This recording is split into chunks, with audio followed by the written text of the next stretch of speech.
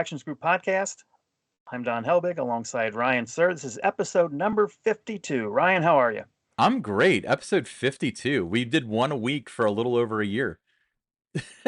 We have. It's been a lot of fun, fun ride doing these podcasts with you. We've had a lot of great guests on, uh, covered a lot of great topics. It's hard to believe that, a year into this, we're already now in toward the tail end of July. So we're getting toward the end of the course season for theme parks around the country. hmm So time's just flying by, both for the podcast that you and I are doing, and also in reality, when you look at where theme parks are at this point in time in the year. That's true. But, let's not concentrate on the past and the fact that we're halfway through July already. Let's talk about the future because, Don, we have a very special announcement today. And I'm so excited that I wouldn't let you put this at the bottom of the program. Do you want to tell them what we're doing? Yes, Ryan and I, we've started another podcast that's kind of an off branch of this one. It's called Tower Topics. And if you're a fan of Kings Island in Mason, Ohio, you're certainly going to want to subscribe to this channel. It is not affiliated with Kings Island. It is something that Ryan and I are doing on our own. And, we were at a Reds game, Ryan and I, back in end of April, beginning of May, and it was the sixth inning. And the Reds are, getting beat, and we just start talking about different things. We're talking about the Attractions Group podcast, and we just kind of conceived the idea that, what about if we just did something just specific to Kings Island? Because we both have a lot of people that know us and associate us with that Yeah. part. Yeah. It was, and Mhm. here we are, ready to launch it, and it's going to be a lot of fun. Ryan, where can people find Yeah, so if you just Tower search for Topics? Tower Topics in all of your favorite podcast apps as well as on YouTube, that's where you can find us. So you'll see a little Eiffel Tower with a blue background and Tower Topics in red. So that's why you'll know it's us. Now to clarify, this is going to be kind of cool. It's not going to be an hour-long weekly thing. We're going to do small bite-sized episodes, about 15 minutes long, about very particular subject matters.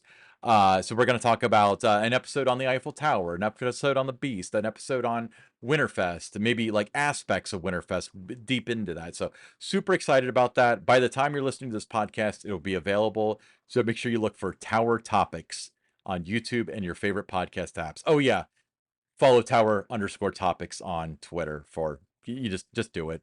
Just follow us. Yeah, and just as a reminder, what Tower Topics will not be, it's not going to be your source for trying to get breaking news, or we're not going to be, trying to dig up blueprints and, spoiler alerts and those kind of things. We're going to talk about things that are known, events that are on the calendar, rides, different things about that, the history of the rides, the story behind the attractions, just a lot of different things about Kings Island. Uh, but we're not going to be your channel if you're looking for the speculations and the rumors and all of those kind of things. There's a lot of other people doing that. That won't be us. Yeah, but I mean, it's going to be a behind the scenes thing in a way because we're going to talk about the history of this stuff and maybe stories that nobody knows and things of that sort. So it's going to be super interesting. If you love Kings Island, then search for us Tower Topics. Awesome. So looking forward to seeing everybody over there. All right, Ryan, I Yes. understand this past weekend you happened to make a trip to Central Florida, and you went to Walt Disney World, spent a little time at Magic Kingdom. How was your visit there? It was hot. It was really, really hot. We had a fantastic time. But you know what? There are people out there that are big fans of Disney. I'm a big fan of the Disney parks. But there are people also out there that'll watch Ever After on a live stream every single night. So with that being said, it's a perfect segue into our guest tonight, my friend Josh from FYE Coasters, huge Disney World fan. Josh, how you doing? I'm doing good. I guess I'm a very big Disney fan. That's fantastic. Yeah, you actually went recently too, so we could talk. You went about the week before I did. Yes, we went the weekend after Father's Day, so like around the last week of June. I was down there from Friday to Thursday morning. Now, Josh, your interest in the Disney parks, did that something that you grew up with, or did it happen, because you had a young child, they were interested in Disney, so now you had to take them, and then you just kind of fell in love with the park? Talk about how you became interested. How I became interested in Disney. You can thank my wife for that. During 2021, that was actually my first time there. We went Father's Day weekend of 2021, and we did all four parks. And I grew up going to Kings Island, and a few trips to Cedar Point here and there as a child. But like, just the difference from Kings Island to the Disney parks, like you can't compare them. The theming, the way they take you and they put you in a story. Just even while you're waiting in line for a ride or certain different restaurants of the park, it's just unlike anything I've ever seen before. And we decided to go back this year. We were going to go last year, but we're like, okay, maybe an every other year thing. We went back this year. We actually got a camper down, and we stayed at Disney's Fort Wilderness, and the camping experience was different from staying at one of the resorts. I mean, it still was a resort, but you're more immersive, and it's just a different side of Disney. And yeah, it was a good time. It was very hot, as Ryan said, and Yeah. That's one of I the things I think love about it is how hot it is. I mean, I'm a big fan of the heat. yeah, I would definitely take the heat over cold any day. But I think our last day, we were at Magic Kingdom, and with the heat index, it reached like 123 degrees. Like that was just insane. And but yeah, it was a good time. I do have two younger children. My daughter's turned 11 yesterday, and my son will be 3 in October. They had a great time. They enjoyed it, and yeah, no complaints on the Disney side. Yeah. Well, this is a question for both Ryan and Mhm. Josh. Magic Kingdom, one of the experiences that you encounter going to Magic Kingdom is getting there. So you got the ferry boat, you have the monorail. If you stay on a Disney property, you might be able to walk to it. So let's hear from both of your perspectives. What's your preferred mode of transportation to get to the Magic Kingdom? Josh, Let's start with you, Josh, Josh. take honors. Okay, well, I have actually done the bus shuttle, and this time at the campground, we had to take the ferry there. Um, for quickness and efficiency, obviously, I feel like the bus is the way to go. But something like driving our golf cart down to, I believe it's called Bay Lake, is the name of it, and just parking and walking on the dock and seeing all the Disney parks and, well, not all the parks, but you know what I mean. Seeing all the different boats and whatnot. The ferry ride was fun. We saw, I believe we passed the Contemporary on the way, and we could see the Skyliner and the tram and just everything. And riding the ferry was actually one of my favorites. Yeah, I like the Skyliner. Ryan, what about you? I hate the Skyliner. I got stuck on it. Yeah, so we were okay, so uh I'd been to Disney, several times. Took my girlfriend down there. She'd never been there before. So she, for some reason, wanted to park hop because we could do that. We planned 4 parks in 4 days. We had the ability to park hop. But then the problem is that the only 2 parks that are easy to park hop between is Magic Kingdom and Epcot. So we were at Epcot. It was our third day, and we got done with everything we wanted to do. So I was like, we could park hop over to Magic Kingdom, but we've already been there by taking the monorail. Let's take the Skyliner over to Hollywood Studios. Then you can scan into the park. We can walk around a little bit. You could say you parked top. That sky ride, I mean, it's when it goes, it's wonderful. It goes fast. The breeze comes in. It stops all the time. All the time. And then we stopped for probably a good 5 minutes right over the road. I think it was Buena Vista Boulevard or whatever road it goes over. Um, so that was not the most pleasant experience. I like the idea of it. It's just that probably with disability access and maybe other things like that, they have to slow it down quite a bit, which kind of interferes with it. But I don't like that. I would say that one of the reasons why we went to Magic Kingdom first is I wanted Aaron to have the experience of taking the ferry boat over and having the big castle reveal and stuff. So if I had to say that from a magical standpoint, the ferry boat is certainly the best. But from a simplicity standpoint, going from ticket and transportation over to Magic Kingdom, it's probably the monorail. I wish the monorail went to all 4 parks, honestly. Yeah, I prefer the ferry boat if I'm, staying, maybe off property. and drive and parking in the parking lot there. But in recent years, when I visited, I've stayed on property and take the bus over. So I feel like I've kind of missed a little bit, between those two different experiences because I like them both. But the preferred mode for me, is going to be the ferry boat. I think that's just kind of cool. And like mentioned, Ryan, just the castle, reveal. And then it's really cool at night too. If you're in the back of the boat as you're departing Magic Kingdom and you see the castle all lit up and everything at night, that's kind of a spectacular view as well. That's fantastic. So let me ask you guys this question. I'm going to start with you again, Josh, but favorite attraction, and Don, you're not allowed to say carousel and you're not allowed to say train. You know the rules. Favorite Okay, I attraction at can't say Magic this. Kingdom. Josh, go first. Oh wow, that's really tough.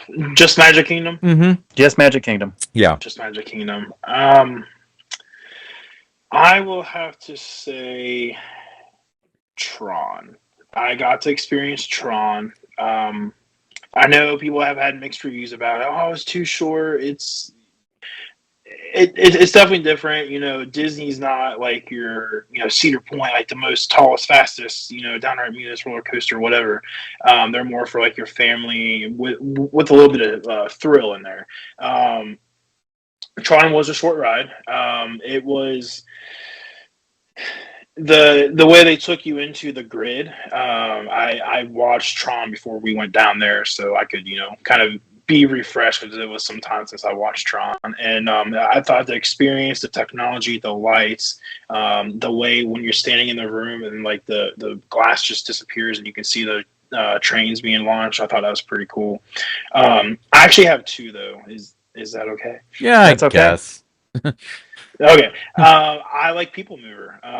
People Mover is just one of those rides where we can just sit on there and chill. And I didn't know this. You can actually ask to stay on and ride as many times as you want. Mm-hmm. But yeah, those are some of my favorite there. Yeah, it is relaxing, the People Mover. Absolutely. Don, what's yours? Hands down, Haunted Mansion. Love that attraction. Especially, I the type that everybody gets set for the parades. That's the time I like to get in line for that because it's pretty short. But I've been known to ride Haunted Mansion, up to 10 times on a visit. If I've timed it out right with the crowds and where everybody is at a certain time, especially at night when they're all getting ready for the fireworks. I'll go on it a couple times and to make my way, back out on Main Street USA to see the fireworks show. But yeah, Haunted Mansion, I just think that's a spectacular attraction. Best dark ride that I've ever been on. Great storytelling when you go through there.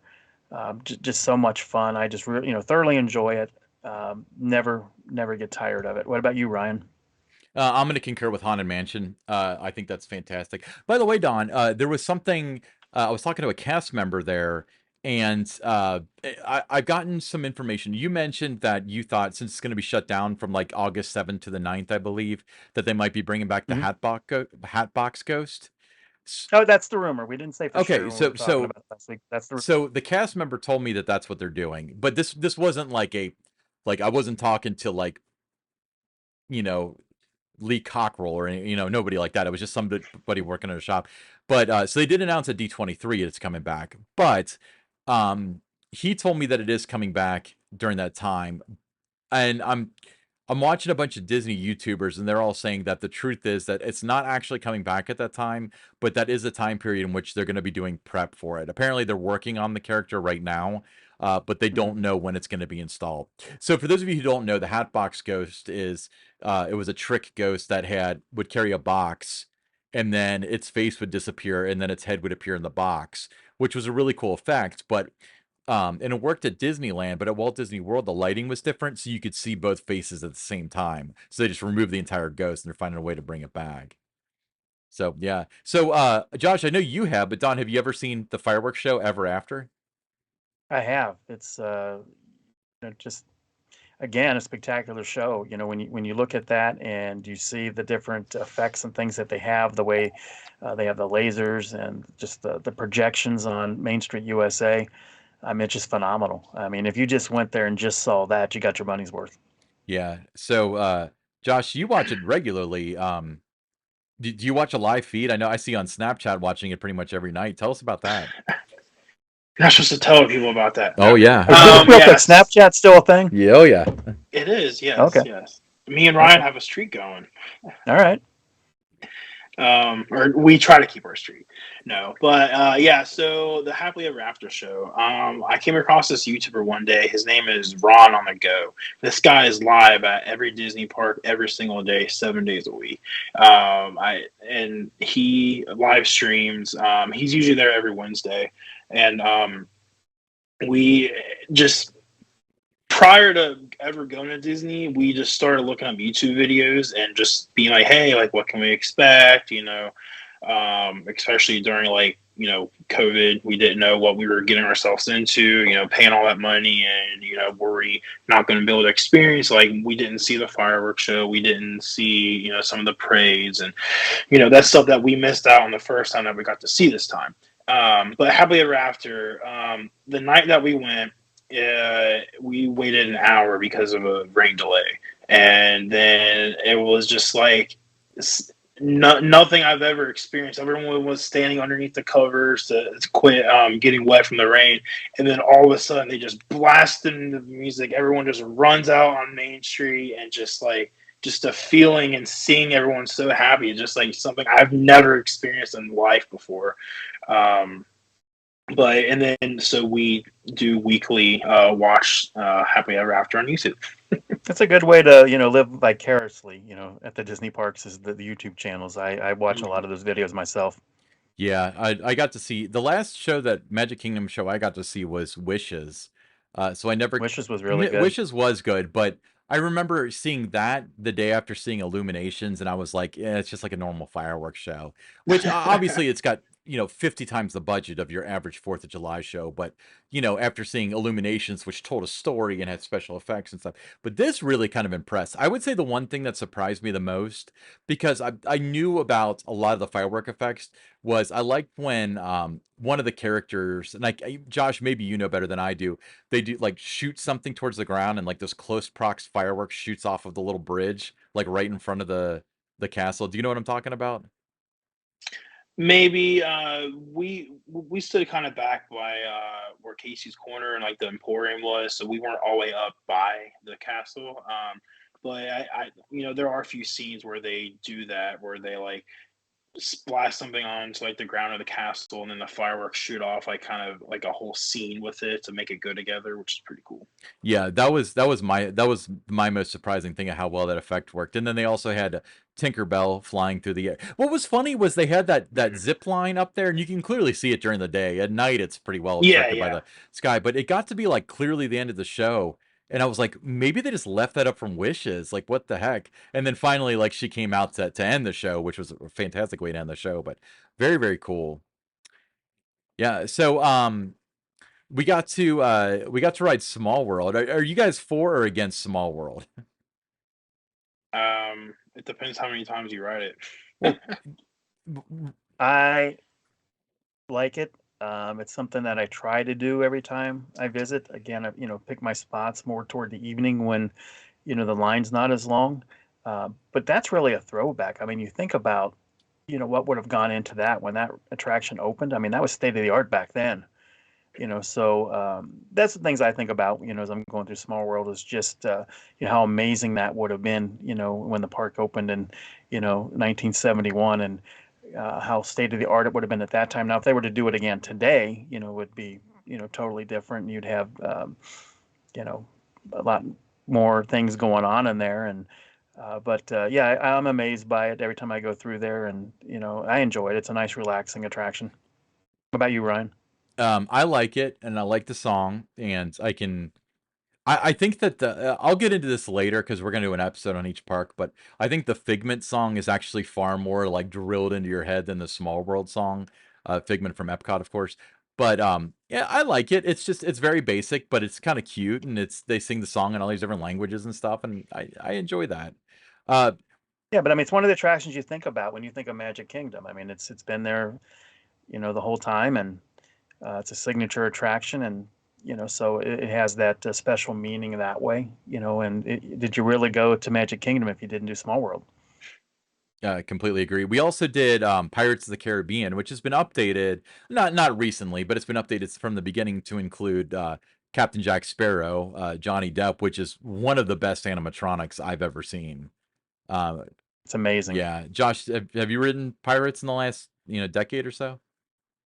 I actually have never rode it, Really? so yeah, I know. It's just when we went, like we ended up getting Lightning Lane for Magic Kingdom, so we could ride stuff, and like the time didn't line up for when we wanted to ride other things. So then the time when it was available, it was like interfering with the fireworks, and we really wanted to watch Happily Ever After. So we said maybe next time. Yeah, I mean, if your choice is between Happily Ever After and Pirates of the Caribbean, go with Happily Ever After. You're right. But the thing that's cool about Pirates of the Caribbean is there's parts of it that are clearly like dated, not dated as in they look bad. They look excellent, but they don't do much. They don't have that like deflective motion and stuff. And then you get to like Jack Sparrow, and you're like, is that a live actor? Because it looks just so darn good. Well, there's several of them on there that look like they're live I actors. You agree. know, it's that well done with the detail, and especially when you kind of go under. There's like it's like the fire going off to the side, you know, with the house burning Yes. and that, and you kind of go through there, and there's the people outside, and one of them's like sitting on top of the like you go under, but he's like on top of the wall above you, and you just look at the animatronic, and he's got like they've got the like even to the detail, the hair on the arms and the leg and everything of this guy. I mean, it looks so real. Yeah, It's crazy. absolutely love it. I mean, um, yeah, I mean, it's definitely a cool ride. So I try to make note of all the ones that we did ride. Another one that we rode, and this is a hard one to get, is Peter Pan. Peter Pan reminds me a Do lot it of first. E.T. Oh, that's what we did. We got because we didn't get off the plane until 2, so we figured we'd be in the park around 4, and we timed this perfectly because as soon as I landed, I was able to book Peter Pan for like 4:15, and like right when we went in, got the ticket and transportation, because we had to rent the car and everything. We got our annual passes processed, took the ferry boat over, and by the time we walked in the park, it's like, oh, it's about time to go over to that ride. It couldn't have gone better. Did you ride that, Josh? No, we did not ride it actually. That's another thing. Because when we went, the Lightning Lane was over an hour wait. And that line just had that Oh, it ride gets had up a to two line all day hours. long. Yeah, it Yeah. was insane. I've watched the videos on Peter Pan. We didn't. Unfortunately, didn't get the experience. It's Maybe we'll make another trip soon. Did you Yeah. For me, have you ever been to Universal to ride ET? I have not been to Universal yet. We That's also on three the of us got to list. go on a bros trip. Actually, no, Josh, you and I will go on a bros trip. We'll go on a road trip Okay. because when we had Arthur Levine on the show, he and Don basically are planning a road trip without me. So you and I will go on a trip to Universal without Don this time. But Okay. Arthur and I already went. No, just kidding. that's where you were. No, but Peter Pan, I'll give everybody a tip on that. When, say the park opens at 8 in the morning, head to it right away. That's the Okay. best time to ride it. The line might be 5, maybe 10 minutes at that point in time. But you get into 30, 45 minutes after the park opening, and it's already up to like 45 minutes to an hour. And then you get there in the peak part of the day. It can be up to 2 hours. At least it's always 90 minutes, but it can be two Hmm. hours. So ride Peter Pan first. If you get there right at park opening, just head right to it. Everybody else is trying to check out. They're looking at the app and those Hmm. kind of things, trying to figure out what to do. Just head straight to it. Check the box. You've ridden it. Go across the street, ride Small World, and then just go down the street and ride Haunted Mansion. You can get those three in within the first half hour, 40 minutes of your day if you start those with those three attractions. Right, right, and that brings me into the segue I wanted to make because there's a couple of things I wanted to discuss, particularly with Josh on the show. But you can start booking Lightning Lane if you go that route at 7 o'clock in the morning. So Hmm. obviously, I did it later in the day, and it happened to work out. But if you get up at 7, which you kind of have to, book that one for your first one. If anything, you can get out of the way, and you'll be fine.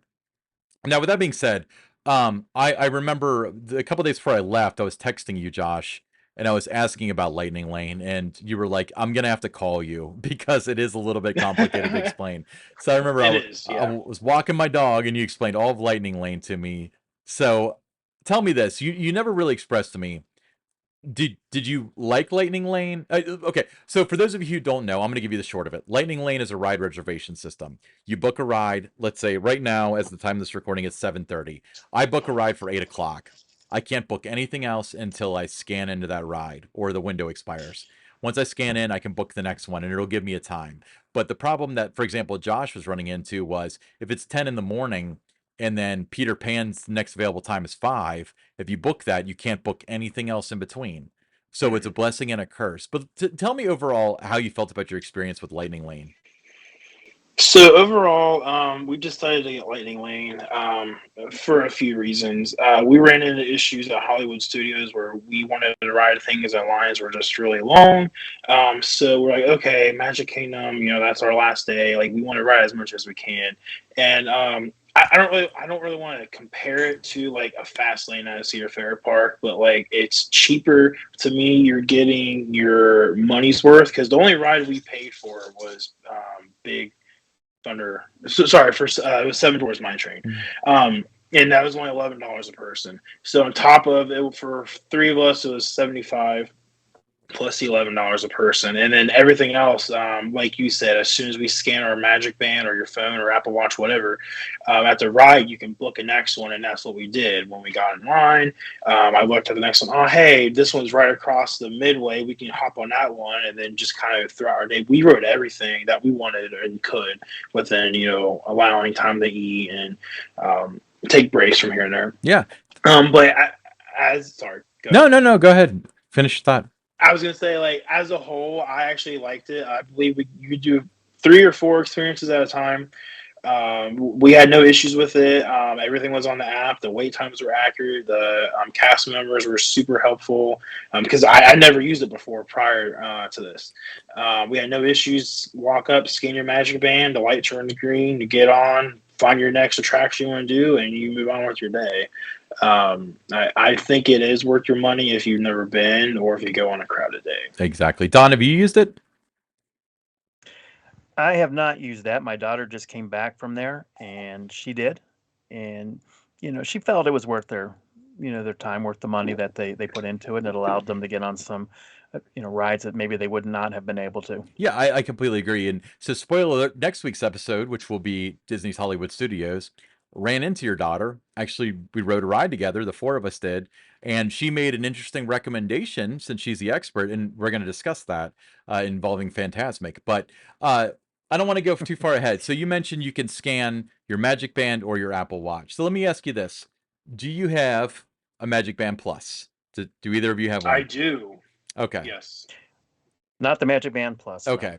Josh, would you recommend a Magic Band Plus? I like the idea that you can recharge it. We charged ours like one time for all 3 parks. I think we did recharge it for Magic just in case, but we had no issues. It is cool how when you're on a ride, it just automatically picks up your photo, or when there's a show going on, it lights up. I enjoyed it. Yeah, I would definitely recommend it. So to clarify, you mentioned like it'll pick up your photo. I think a normal Magic Band will do that as well. It does, yeah. But with the Magic Band Plus, I believe you actually have to have Bluetooth enabled. So that actually is an extra step. Now, so people are always asking what's the difference between a Magic Band and Magic Band Plus. You guys know what a Magic Band is. It's your ticket. It's everything. It's tied to hotel, everything. It's tied to your My Disney experience. They call it the MDX, which is both the app and your account and so on. But this is unique. And the one thing that we didn't know about at first, and we didn't find out till later, and this is the funnest thing ever, is every once in a while your Magic Band just starts vibrating, and you're like, "What are you trying to tell me, Lord?" But as it turns out, they've got golden statues all around the properties. And when you get in proximity of one, it taps you. It tells you like, "Hey, there's something close." And if you go up to the statue and you wave to it with the hand that uses the Magic Band, it'll actually start playing music or do something cool. So Erin, my girlfriend, her Magic Band died on the first day when we were at Magic Kingdom. We thought something was wrong because she had charged it up in the morning. As it turns out, when we were waiting for Ever After, she was in proximity of one of those things, and it just kept on buzzing her like every minute or so. No. So that drained the battery down. But you're right; they do light up with the music and stuff. With Fantasmic, I thought it was really cool By the way, if you can't see, I've got a Phantasmic Magic Band, but Really cool yeah, though. yeah. But so it changed color with the kind of like the design language of the lighting. So if it was purple and green lighting, it would be Fireworks. well, yeah, yeah. And so but one thing it did was it vibrates with the water, and I thought it was off because it was vibrating like a second after the water shot off, but it was vibrating perfectly in sync with when the water lands and it makes that kind of water crashing noise. So that was really cool. And then the other thing it did was during the song Let It Go in the Frozen attraction for also Ever After, by the way, it started it started vibrating to the beat of Let It Go and would turn that like blue color. It would alternate the blue colors to the beat of the music while on the ride. So that was so freaking cool. So really, really good experience with that. Um, so with that being said, let's talk about the app. So Disney's app is both the best and the worst app in the industry. It's the best because it does everything. Everything. It does everything. Um, Downsides are that it is very bloated. It's hard to find stuff. Um, and the navigation is really, really rough. So when you navigate somewhere with walking directions, it shows you the way to go, but it won't let you zoom out. So it's not like you can be like, oh, it's over by this ride or anything like that. It's literally you start walking and then it only updates about every 30 seconds. So the vast majority of the time, if you don't know exactly what you're looking at on it, you'll start walking, thinking you go in the right direction, and then it'll start pointing you the other direction. So it's really bad. I actually when we were in Animal Kingdom, we were trying to get somewhere. I think she wanted Dole Whip or something, so we had to go to the back of the park. And I think I dropped an expletive when we walked like a quarter mile the wrong direction. And fortunately, there was like a pass holder there or something. He like looked at it and said, "No, no, this is what you want to do," and gave me very simple instructions. But Josh, what was your experience with the app? Did you like it? Um, Kind of going back to you said it's like the best thing and the worst thing. I actually did like the app. I had no issues with it. The one time I did use the walking directions, we were at Disney Springs and we were trying to find a restaurant, and it kept putting me across the little pond or lake they have there, Yeah.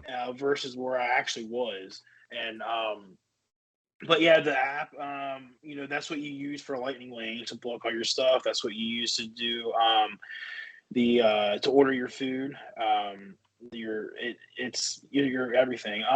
We actually stayed at the campground this time, and you can use your app to actually you hit unlock door if you're at a resort, and you can hold it up to the thing, and it lets you the gate opened up to let you back in the campground. I thought that was pretty cool. But yeah, my overall experience, the only thing I had wrong with it was like if you are trying to book something and your phone gets real hot, then the app will just freeze, and then it's like, hey, I'm trying to refresh it. Then you refresh it, then the time's moved up like Mhm. another hour. It's like goodness. I had it Um, respring. I'd load up Genie Plus and the app would shut down and then start over from the beginning.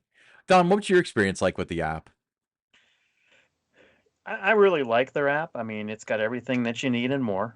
So I really like it that way. As the years have gone, by, they've added more and more things to make it a little bit more complicated.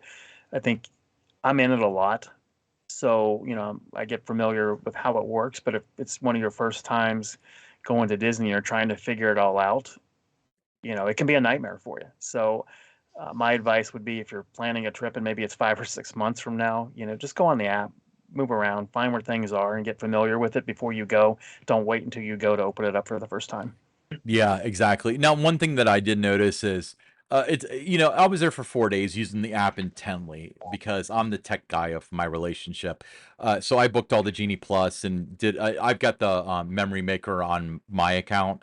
The Memory Maker, by the way, for I know that I bought an AP, so I was able to buy it for the whole year for $99. But Josh, I think you can tell them the horror story of why you want to buy the Memory Maker before you go and not after. Wait, talk about a little bit about that. yes. So we didn't buy the memory maker until our second day, I believe, because we had all of our We did Epcot on Sunday, Hollywood on Monday, skipped a day, then did Magic on Wednesday. So we had all of our photos on the app, but you can't see it because it says Disney Photo Pass, I believe, across it, and it has the watermark and whatnot. So I just broke down, and it was $200, and it's only good for it actually expires August 15th. So what's that? About almost a month. I think it's like 3 weeks. And kind of like going back to the app, when I was trying to save the photos and videos, you have to do one at a time. There's not like a select all, then download all. It's one at a time. And then you try to touch it, and then like the bottom part is like still white or black if you're trying to like watch a video, and you turn the screen to watch a video. If it does like a certain like ride and puts like characters in the background, you can't turn it sideways, or at least on mine you can't. But overall, I did like how the people where you can get your photos, they all wear the same color across all the park properties, and you Yes. just walk up, they take your photos, you hold your magic band up to the back of their phone, and it's on there within like, I don't know, a couple minutes, if not, quicker than that. Yeah, yeah. To clarify, Josh, actually, you made up a good point. So if you get a photo session done, even on a ride that's automatically loaded, it's pretty instant. It's usually immediately when you take the picture, you bump uglies with the photo person. They all wear yellow, by the way. So now anytime I see anyone in Yellow? yellow in public, yeah, yeah. Mine were green. Maybe you're right. Maybe they were green. I might be. Now, are the two of you, are you guys happy with the quality of the photo? Because I know some places you go and they have the different photos and things on ride stuff. It's a little bit grainy sometimes at some places. Some of them are pretty, crystal clear sharp. So are you guys happy with the quality? Perfect quality every shot. Yeah, there's only one photo that we had a problem with, but that's because the guy's hand was in the way. But other than that, the quality was fine. There was one that was really cool. It was right, I believe you're walking out of Epcot right in front of Spaceship Earth. They have one way off in the distance that takes your photo, and then when you look at it on the app, it zooms in, and it's like that camera was like football fields away, and like the quality was like amazing. Yeah, I mean, I'll put these up, but you got the good quality there. That's just an example. But the ride photos are good, but not great because it's a technological limitation. Um, Mhm. they'll have fun with it and stuff. I linked with your daughter, Don, so she could get the photo. She didn't have the Hmm. photo pass, so I got her on my account, so I could just download them and send them to her. And they did a lot more than us, like her like walking down the midway holding characters with Woody from Toy Story, stuff like that. Oh yeah, I'm yeah. telling you, I saw those. if especially if you got kids, if this is your first visit, if this is like your honeymoon, buy the damn photo pass. It's such a good deal. It's such a good deal, and it's very easy to use. Now with the app, there are two things that you do primarily. Well, including the navigation, there's three. But after the first time using that, you'll never use it again. But there's the photos, which are buried a little bit, and then there's the Genie Plus, which is kind of hard to find.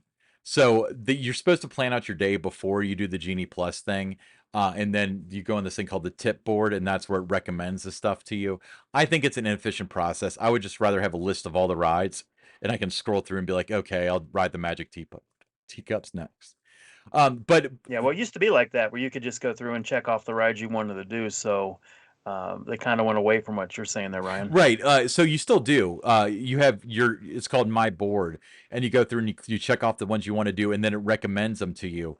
But also, when you start doing this stuff of like it's 4 o'clock, because you with the Genie Plus stuff, once you do something, you can't do it again using Genie Plus.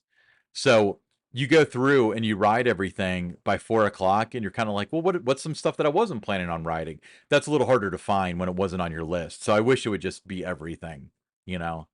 I see what they're trying to do, but it doesn't work as well. But um, yeah, that's a little harder to operate. But Josh, when I asked you to be on the podcast, I asked you what your favorite park was at Disney, just to pick which week you'd be on, and you said Magic Kingdom. So tell me why Magic Kingdom.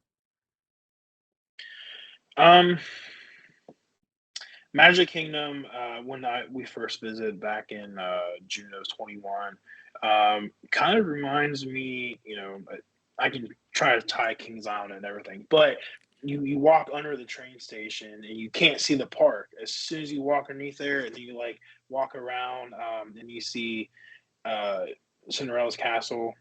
That is Cinderella's castle, right? Yeah. You Cinderella, yes. Yeah. Cinderella, yeah, sorry, I get them all confused. Cinderella's castle at the very end, and then just seeing everyone, all the shops on Main Street, USA, and just the feeling you get. It's like, okay, this is gonna be pretty cool. And then like my first experience walking down Main Street when I took a right, and I walked into Tomorrowland. It's like futuristic, but yet retro at the same time because it's like especially like I like Carousel of Progress. That's such a cool ride. Like we did that to cool down. Hmm.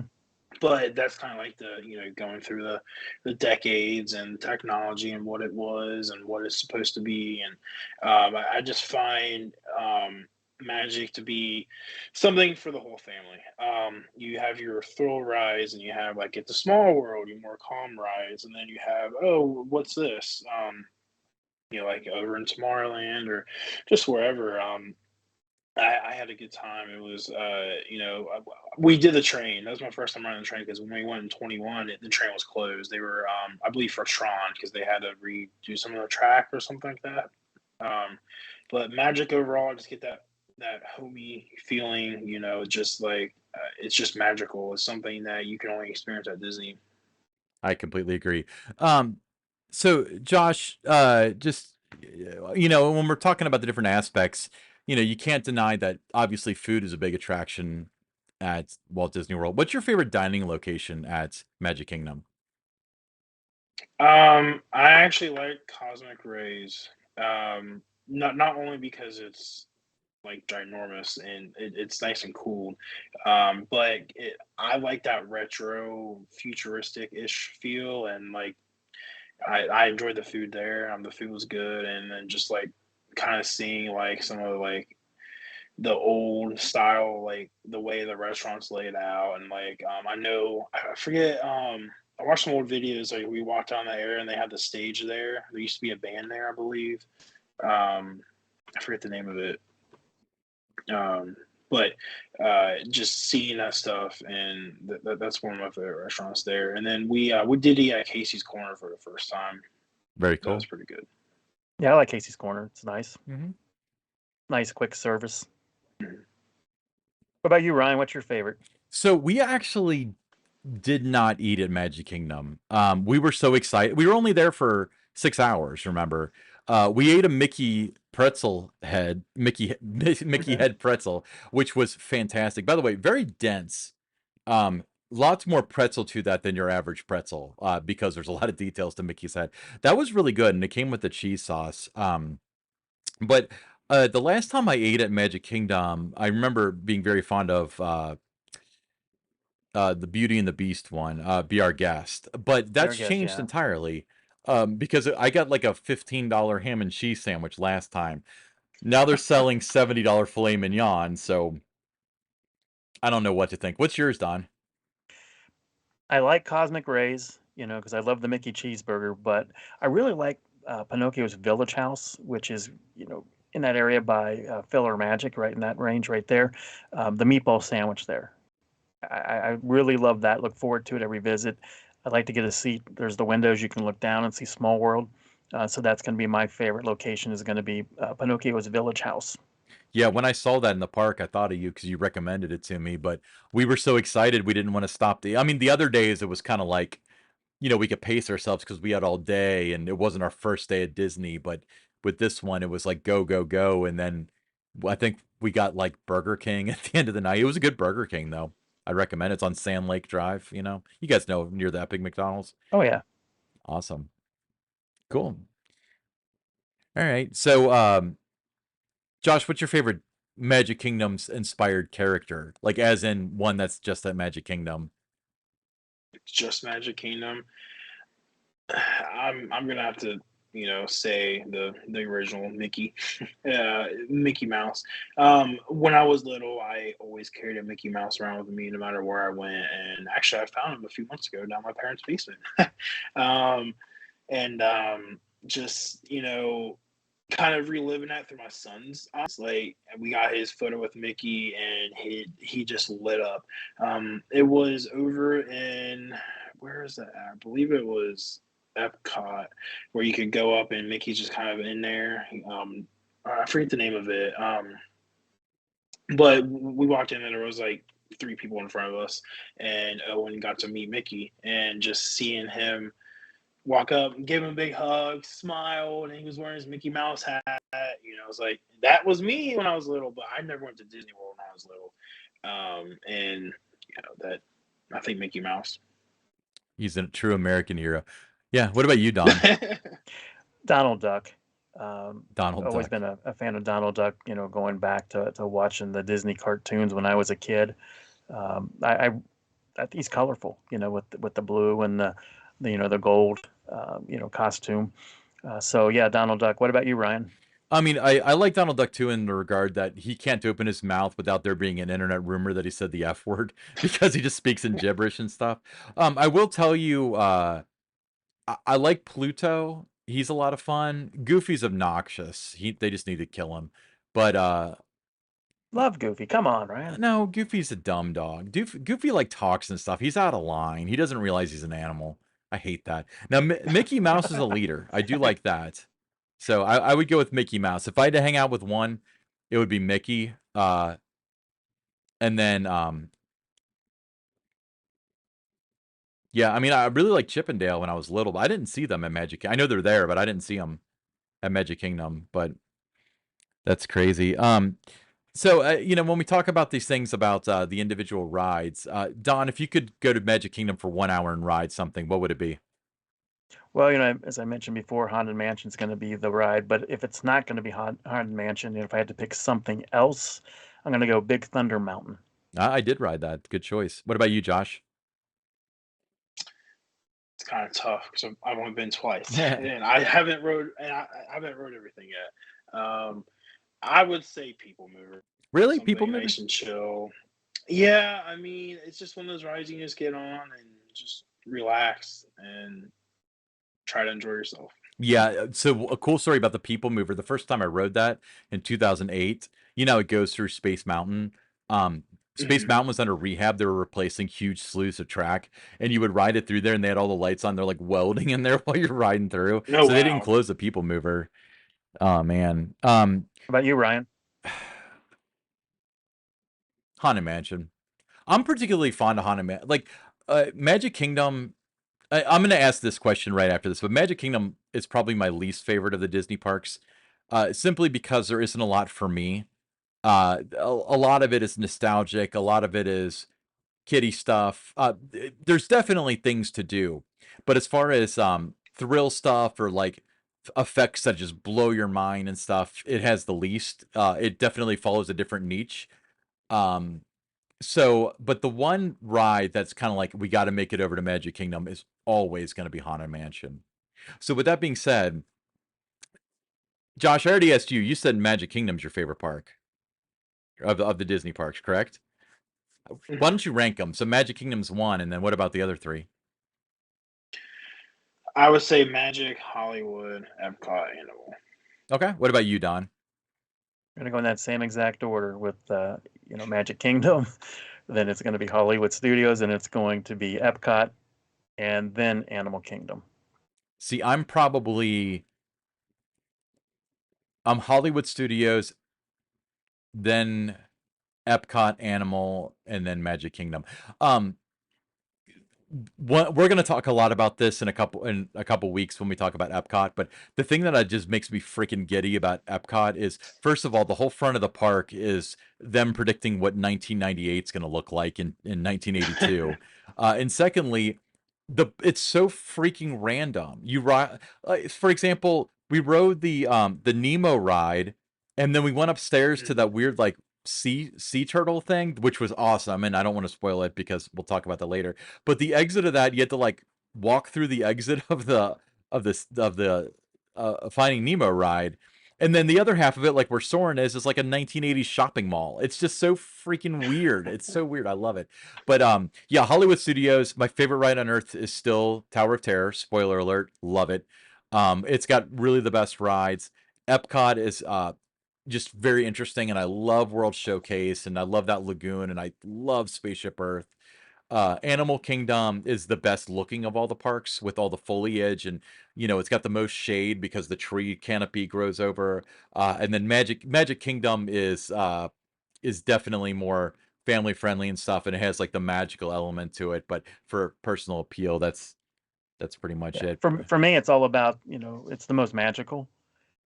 It's the most memorable, so that's why I have it as number one. Yeah, and honestly, it's I can see that. I just don't feel that way. I feel like I go there and there isn't a lot to do for me, you know. But not to say it's bad. I mean, it's excellent. But we're talking about different variations of excellent here. But so Josh, thanks for having this discussion with us. So you run FYE Coasters. Tell us about that. I do. Those of you who don't know me, my name is Josh. I run a channel called FYE Coasters. A little backstory on that. I used to work at Kings Island back in 2012 and 2013. I worked on and back for 2 years, best 2 summers of my life. But I then had a child, so I had to leave and find, at the time, a better paying job. So I had all these photos of just, on like if I got off early or I went there on an off day, just of the park. And then I started posting out on Facebook, and my personal Facebook, it wasn't really going nowhere. So I'm like, I'm gonna like create something. Like I didn't know what to name it at the time, and I just started posting pictures, videos, whatever on there, and it blew up. I'm like, people like this stuff. So a couple of years go by. 20, I believe it was, I want to say 2017 or 2018 was my first visit outside of Kings Island and Cedar Point to Dollywood. So then I'm like, okay, so I started, posting pictures of that. People like it.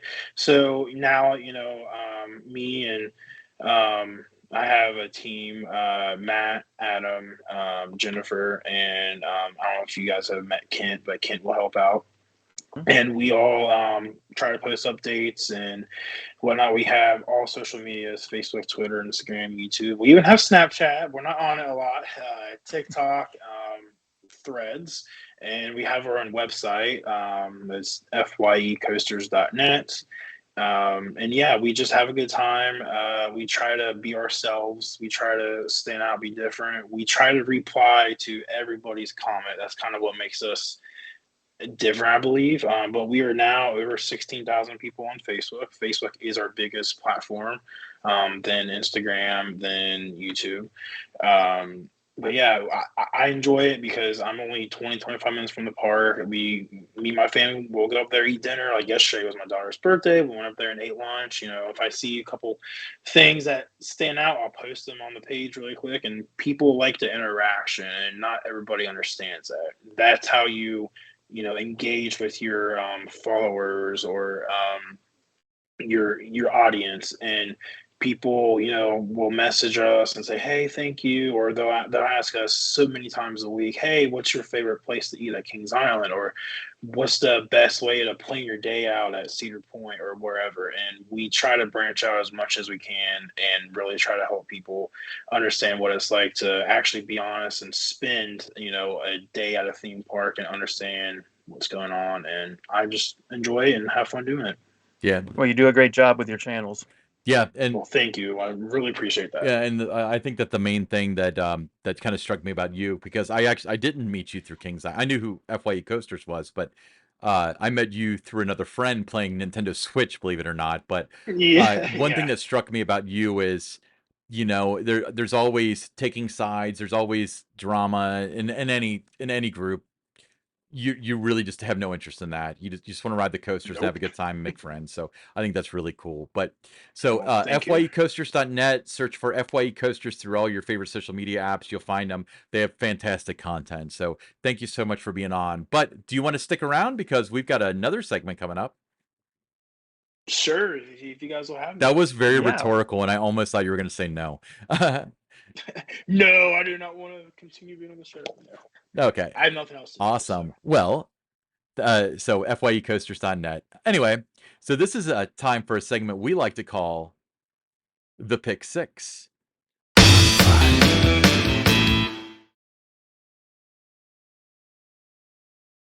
Don, take it away. I'll get it started. Number one on the pick six, Houston, Texas. Could be the home to a new theme park called Texas Land. Fundraising efforts are underway to raise money for the project, and I'd imagine it's going to be in the high millions for that, which could open by 2026 and feature a space-themed attraction and interactive experiences. I know, Ryan, we've talked, on and off since we started this podcast about a year ago about Houston potentially, getting a park, but it looks like things are in motion. What are your thoughts?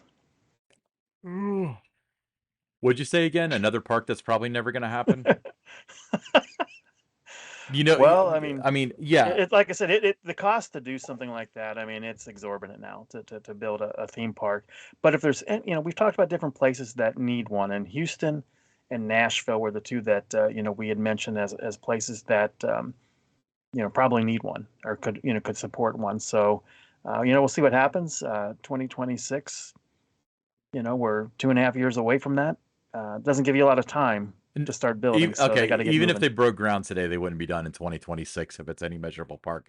They also, we didn't put this in the pick six, but they also announced a park for like Northwest Oklahoma, but there's no mention of the funding. So unless they mention the funding, then don't get excited about it because it's going to cost. We'll call it a real long shot. We'll call it let's call it a pipe dream. Don't call it a comeback though. But all right, what's next? Yeah, let's go to the next one. Okay, so the Staten Island Zoo in New York City has secured a major city investment to transform its Clove Road entrance with new fencing, kiosks, paths, exhibits to enter. Exhibits to better welcome guests. Sorry, I can't read today. The project is now projected to cost 16 or 15.6 million, and will work with. The work will expect to begin in early 2025. So we don't talk about zoos a lot on here, but major attractions very similar to theme parks. Josh, are you a zoo guy? I am one of those. I have been to the Cincinnati Zoo.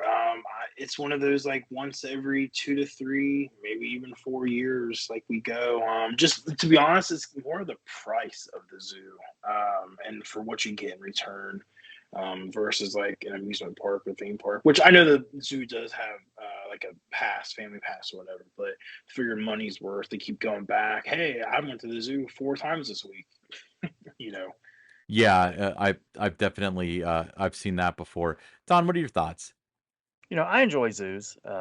This one here, I mean, that's been around since the 1930s, so it's good to see some money being put into it. It's iconic attraction, in Staten Island. So, I'm pleased to see that they're looking to keep it around for the long run. Yeah, absolutely.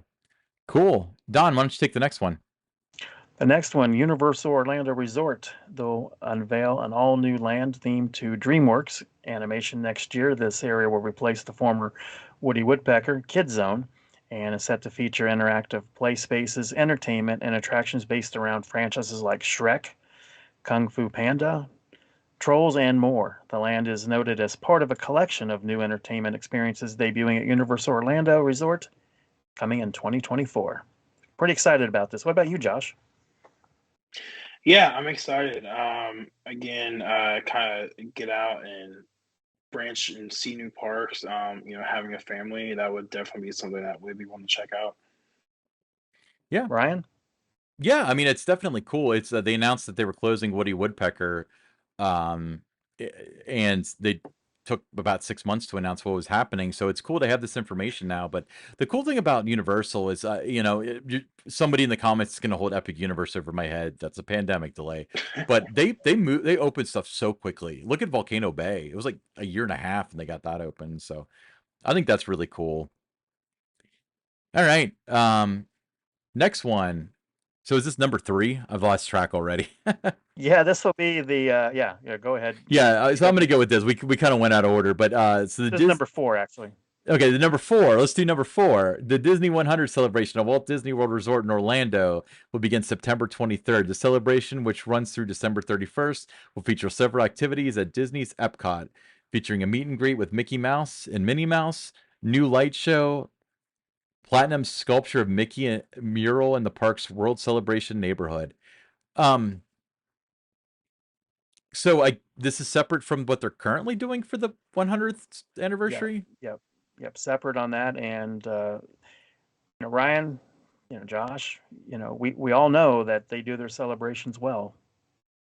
Yes, they do. Yeah, I mean, and the cool part is meeting Mickey is a special occasion because he's got his own theater and stuff in the parks, and you can't just find him anywhere walking around. It's special. So the fact that they're having Mickey and Minnie in Epcot is rather uncommon. So did you get to meet Mickey, Josh, or did your kids at least?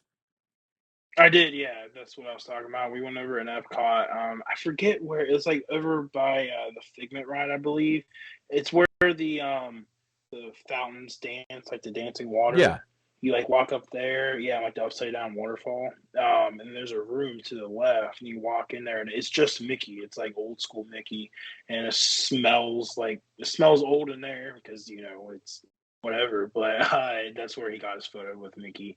And yeah, it was cool seeing him because, like you said, at every other park, good luck trying to find him unless he's in a parade or up on stage. Right. Yeah. I did meet him at Hollywood Studios. I'm gonna save that story for later because that's quite interesting. But Don, you said Mickey's your favorite character. I mean, do you like to take pictures with him when you go down there? Oh yeah, yeah, absolutely. I'm big on getting pictures with the characters when I go to the Disney parks. Perfect. Awesome. What's next? The Disneyland Resort in Anaheim. We got a Disney theme here going here because Josh is on the show. But Hmm. the Disneyland Resort in Anaheim, California, they announced that the San Francisco Square will open at Disney's California Adventure on August 31st. This new area, it's inspired by the film Big Hero 6. It was first announced on the Expo or the D23 Expo. Ryan, you and I have touched on this a little bit. It was first announced then, and it's going to be great for the Disney fans. In this area, park guests will have the opportunity to meet Baymax, the inflatable health robot, and enjoy new food. And again, we talk about Disney parks, the different experiences. One of the things they do very well too is the food.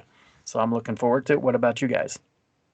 You lost me at inflatable health robot, but other than that, it sounds cool. Yeah, I think I can say it now. By the way, so I was San Francisco. Remember, I've always struggled. Tokyo, yes. San Francisco.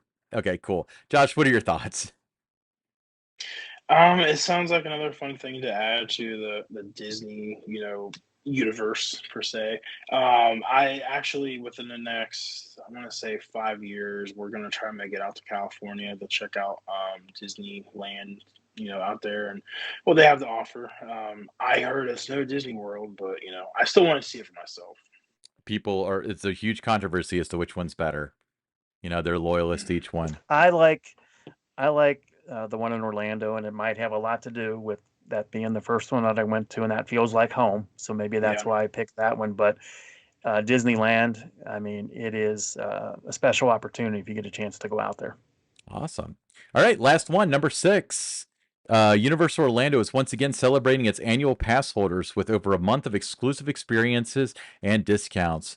Pass holder appreciation days kick off on August 15th and run through September 30th. An after hours pass holder night takes place August 26th. More details will be available soon for both appreciation days, but previous years included giveaways, exclusive and priority entrances to the parks, limited time dining options, exclusive merchandise, and discounted resort rates. I remember talking about this, Don, right at the beginning when we started the podcast. We talked We did. about how they had food items that were exclusively for pass holders, and we both agreed that's kind of an interesting idea. So, Josh, what's your take on it? So, to fill you in, as part of pass holder appreciation month or weeks or whatever, they had food items you had to show your annual pass in order to buy them. What are your thoughts on that? Thoughts on pass holder exclusive things? Well, food items I particularly. feel food items, okay. To have certain things for pass holders for food, I believe that's kind of like like a thank you, and particular, thanks for being a pass holder. Here's special food only you can have, then you can enjoy. So then that might intrigue the person that doesn't have pass. Hey, I'm gonna get a pass so I can have that. I always feel when parks give back to their guest, that says something. And, again, I've never been to Universal. Maybe when I move down there someday. Mm. I can never leave Kings Island behind there. Yeah, it's definitely a good thing, I believe. Yeah, perfect. All right. Well, that was quite a bit of information, mainly based out of the South. This is a South-themed episode entirely. Well, that's where the news was this It week, sure Ryan. was. All the hot climates. Cool. All right. Well, Josh, thank you so much for being on the show. Again, FYEcoasters.net, and then search for FYE Coasters. So FYE, the letters, and then space coasters. For social media, Yeah. follow us on your favorite podcast apps for the audio version. Search for us on YouTube by searching for the Attractions Group podcast, and follow us on Twitter at attractions_GRP. So, Don, any final words of wisdom? Josh, we enjoyed having you on the podcast, and really enjoy the content that you put out there on your own channels. And Well, thank you. no, Sorry, go ahead, Josh. What are your final thoughts? I was gonna say thank you guys for having me. I've watched. I haven't watched every episode, but I have try to fit you guys in weekly. I enjoy the stuff you guys put out. One of my favorite things is to pick six, because you just pick six things in the industry and let us know about it and let you know your thoughts. That's kind of like that out of the box, like kind of different thing, and I enjoy that. I enjoy the updates you guys do. I try to share your stuff when I can, help get the word out there, and I enjoy what you guys are doing, and I'll make sure. What's the Tower Topics? Tower Is Topics. the new podcast? Mm-hmm. Okay, Right. yeah, I'll be sure to follow that and share it. And I appreciate you guys having me on. All right, thank you so much, All right. Josh. Well, thank you, everybody. Remember, as Josh pointed out, I almost forgot. So our new podcast, exclusively Kings Island in bite-sized episodes, Tower Topics. So search for that on YouTube and your favorite podcast apps. All right. Well, thank you guys so much, and we'll see everybody next week when we talk about Disney's Hollywood Studios.